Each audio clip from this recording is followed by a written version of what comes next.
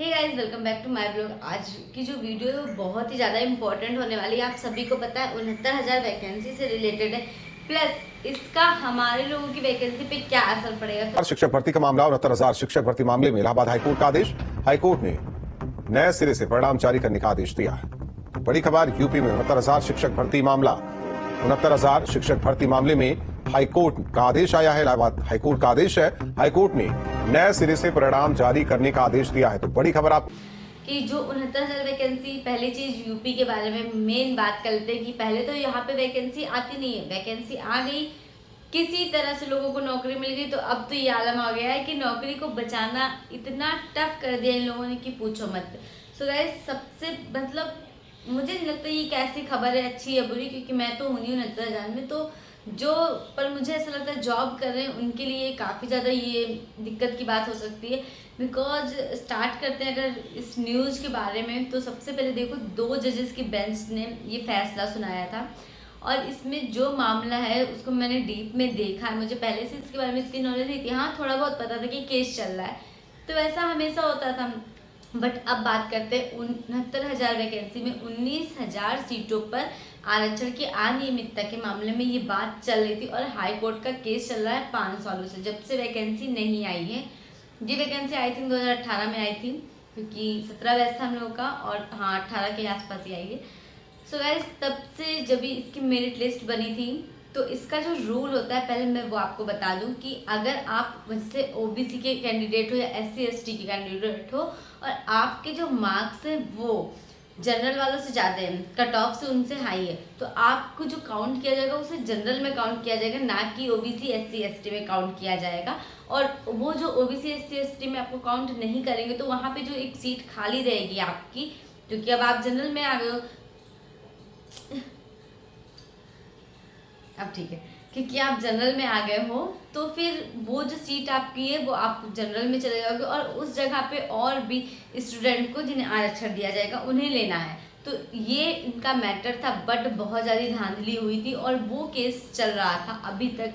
अचानक से कल रात को मुझे ये न्यूज़ पता चली कि हाँ 69,000 वैकेंसी, मेरी बहन ने ही बताया था, क्योंकि ज़्यादा न्यूज़ देखती नहीं हूँ मैं। बट अभी मैंने देखा आप लोग के बहुत सारे कमेंट आए थे कि दी आप इस मैटर पे बात नहीं कर रहे हो, क्या बात है। तो मैं आपको बता दूं कि इस मैटर का जो हम लोगों पे वैकेंसी पे फ़र्क पड़ेगा वो इतना ज़्यादा फ़र्क पड़ेगा कि शायद ही कभी 2027 तक हम लोग की वैकेंसी देखने को मिले, पहली चीज़।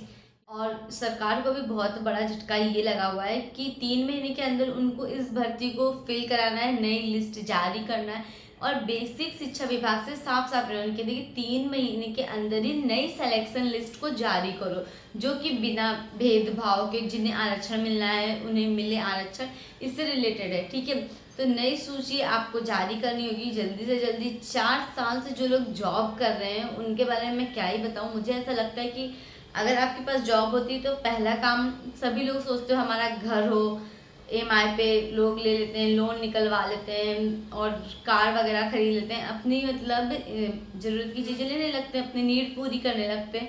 तो जब ये वैकेंसी से जिन लोगों को निकाला जाएगा जो 4 साल से लगातार जॉब कर रहे हैं, वो अपनी ईएमआई कैसे भरेंगे, अपनी फैमिली को कैसे क्या करेंगे मैनेज। इस टाइम पे तो बहुत से लोग बहुत ज़्यादा प्रेशर में होंगे, मैं उनका प्रेशर समझ रही हूँ। या तो जॉब ना मिले तो लाइफ एक तब भी ठीक चलती है, बट मिलने के बाद से जब जॉब छीन ली जाती है, ले ली जाती है, कुछ ऐसा होता है, तो वो कंडीशन आई थिंक बहुत ही ज़्यादा ख़राब होती है। तो उन स्टूडेंट के लिए बहुत ही ज़्यादा हार्ड टाइम होगा। 19,000 सीटों के मामले में जो भी फैसला सुनाया गया है, अभी तो उसे कुछ रोका नहीं जा सकता। देखते हैं 3 महीने बाद जो नई लिस्ट आती है उसमें क्या होता है। हमारे घर से भी मेरी फ्रेंड लोग, बहुत सारे लोग हैं जो कि 69,000 में सेलेक्ट हुए थे, तो बस सबका रहे जॉब, यही वो रहता है। बट देखिए आगे अभी तो मैं कुछ कह नहीं सकती, 5 साल बाद ये फैसला आया है और जो भी मतलब बच्चों पे क्या असर पड़ेगा। तो गवर्नमेंट ने ये कहा है कि जो अभी तक जैसे चल रहा था मामला वो चलेगा, जो सेशन इनका कंप्लीट कराएंगे, आपकी जॉब आपके पास हो या ना हो, आप उनको बच्चों को पढ़ाते रहोगे। इन सारी प्रक्रिया में बच्चों को बिल्कुल भी टच नहीं करना, मतलब बच्चों को बिल्कुल भनक नहीं लगनी चाहिए। उन्हें उनकी टीचर्स की ज़रूरत होनी है तो पूरी होगी, वो आप लोगों को करनी है। पता नहीं आपको सैलरी मिलती है या नहीं मिलती, बट आप जो पढ़ा रहे हो बच्चों को तो वो आप पढ़ाते रहो। ये सारा इनका रूल एंड रेगुलेशन निकला है। इसके अलावा मैं आपको क्या ही बताऊँ, और अगर कोई मुझे नई न्यूज़ मिलेगी तो मैं आप लोगों के साथ शेयर करूँगी। बट इस न्यूज़ के बाद से मुझे मेरे पे ये लग रहा है कहीं ना कहीं कि यार मुझे बीपीएससी टीआरई 1.0 दे देना चाहिए था। आज मैं पर नहीं दे सकती थी, कोई बात नहीं, अगस्त में डिलीवरी डेट थी और अगस्त में एग्ज़ाम होना था तो मैं जा नहीं सकती थी। बट अब ऐसे हालात हो गए हैं कि यूपी में जॉब करने का जो मेरा सपना है वो शायद शून्य की तरफ जा रहा है। क्योंकि इतना भी नहीं हो सकता ना कि आप बच्चे को लेके, एक एज होती है पढ़ने की और धीरे धीरे वो एज आपकी, मतलब मैं अपनी बात करूँ तो पढ़ाई में भी उतना मन नहीं लगता है। तो ये सारी चीज़ें चल रही है मैटर 4.0 बीपीएससी का।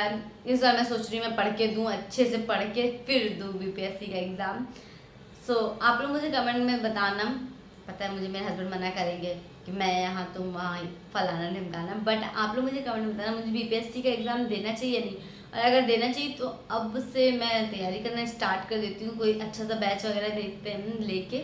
और इसके अलावा एक काम ये भी हो सकता है कि आप लोग साथ मैं अपनी डेली स्टडी की रूटीन का बीपीएससी 4.0 की तैयारी के साथ साथ आप लोगों के साथ वीडियोस भी शेयर करूँगी, कौन से सब्जेक्ट कैसे क्या पढ़ाई कर रही हूँ मैं। आप लोग मुझे अपना एक्सपीरियंस शेयर करना और बस यही करते हैं। फिर अगर यूपी में जॉब तो फिर नामुमकिन सा दिख रहा है मुझे मेरे लिए, और ख़ास तौर से उन सारे स्टूडेंट्स के लिए जो नई वैकेंसी का वेट कर रहे थे, यूपी टेट का वेट कर रहे थे।